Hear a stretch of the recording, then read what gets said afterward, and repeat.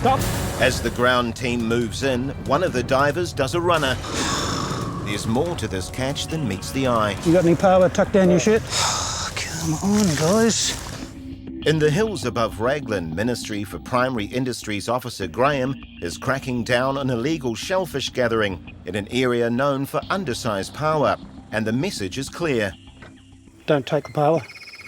Stick to kina, mussels, species that don't have a size limit, or find somewhere where the power are illegal.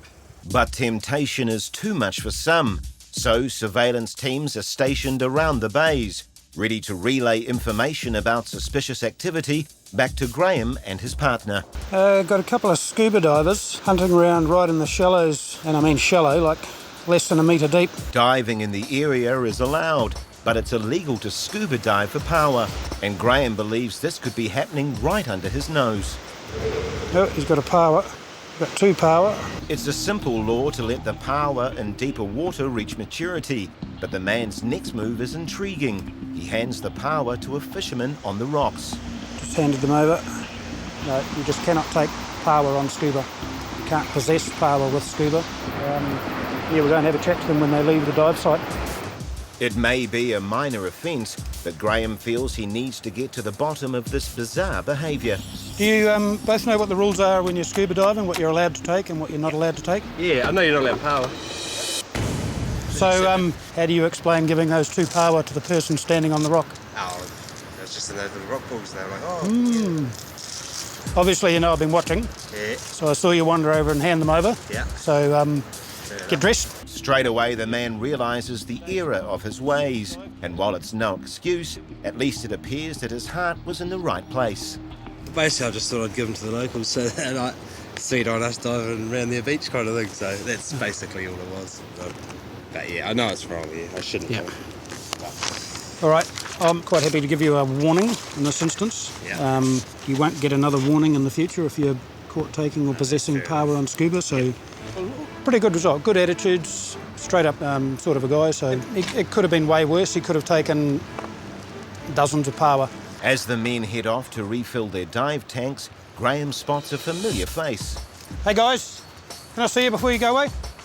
Only 2 days ago, fishery officers caught this man with 75 undersized power in Raglan. Just getting tinners now. Right, no power? No, just not going to get power? No. Not going to get any power? They're all too small? We're hoping we find some real big ones, but I don't think so. Just won't find any out here. They're just none. Kinners, yeah. Hopefully knowing Graham is around will stop this group from reoffending. But other beachgoers continue to gather shellfish, unaware they're being watched. Just looking at 4 guys looking south from Tikaro Bay. Looks like they've got at least 2 catch bags, possibly kina. They're either sorting or counting their catch. As the group head off the foreshore, Graham sets off to intercept them. Gentlemen, how you going? Fisheries. Got any power? No. All kinners? All kinners. Excellent. The men say they have a sack full of kina and all seems well, until they're met by the local police constable and Graham checks the sack. Let's have a look inside it.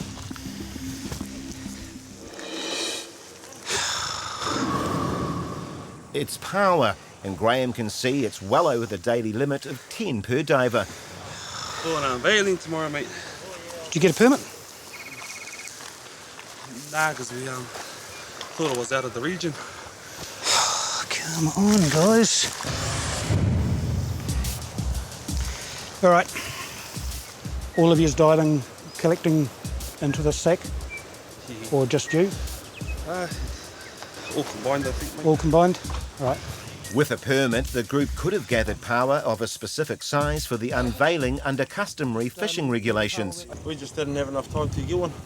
Get on the phone. Having made no attempt to gain a permit, the 4 divers can only be in possession of their combined daily limit of 40 power. Probably looking at close to 200 odd power in there. So, disappointed doubly that they said they did not have any power when I asked them. And to find this, yeah, very disappointing. As Graham sorts the catch, the body count of power rises. As near as you're going to get it, still 10 mil under. Probably 110, 115 there. 64, 65. 165. Things aren't looking good for the group. Not only are they 3 times over the daily limit, the majority of the catch is well undersized. The constable and Graham split the group to question them further. I've got to make a decision about prosecution because there's so many and they're all undersized. And then what are we looking at for prosecution? 165, you'd have to go to court and talk to the judge. Yeah. So if I say they're all mine, do we still get to go home, or? You don't get arrested and put in jail or anything like that. Oh, yeah, yeah mate. Yeah, I'll take it. Yeah, all mine. All yours? All mine, mate. Okay. Realising that each of the 4 divers could be individually fined for the offence, the man caught carrying the sack has claimed the whole catch. Yeah, I think they're probably all involved. And yeah, quite often one guy will stand up and say, yeah, it was me, and sort of protect his mates from prosecution system. The courts came to the same conclusion, and the man received 125 hours community service for taking excess and undersized power. A really sad day for feral power. They're unlikely to survive if they're put back in the sea, so yeah, there's a great deal of loss. The following day, Graham heads to another area known for undersized power. There's 3 of them, they're in the grass now. They wouldn't muck around because they're starting to move back now, mate. We've just got some information. A couple of divers are leaving the water's edge. They're walking up the track, so we're going to walk down and intercept them at the track top. They'll hear us walking too, so be quiet if we can. As the ground team moves in, one of the divers does a runner.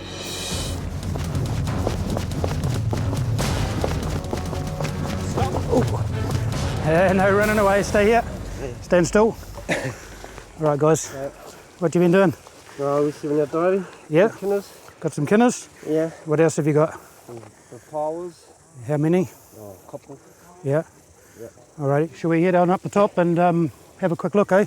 With the area's reputation for undersized power, the officers are keen to check the catches, so Graham's partner deals with 2 of the divers. All right, can I talk to you? I'll deal with yours here. While he has a chat to the man who did a runner. Just hang around, don't go anywhere. Yep. And there's more to this catch than meets the eye. You got any power tucked down your shirt? Yep, empty them out as well.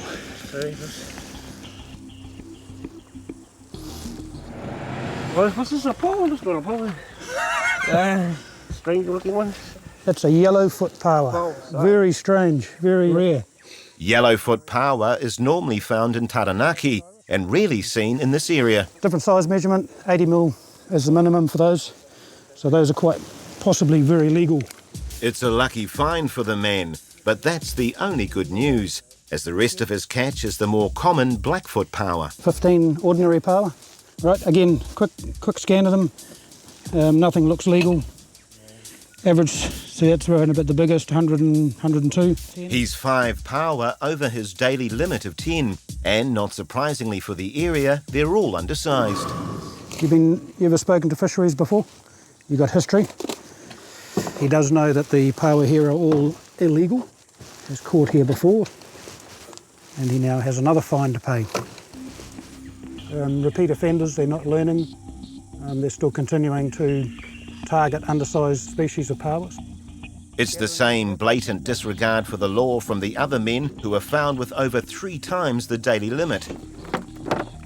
All undersized. It's good that we're catching them. It's not good that they're taking so many. Classic case. That's 73 power that have been killed, and probably the spawning rate could be millions of what those power could produce. The 2 divers with 73 undersized power were fined $750 each, while the man who tried to run received an infringement notice of $250.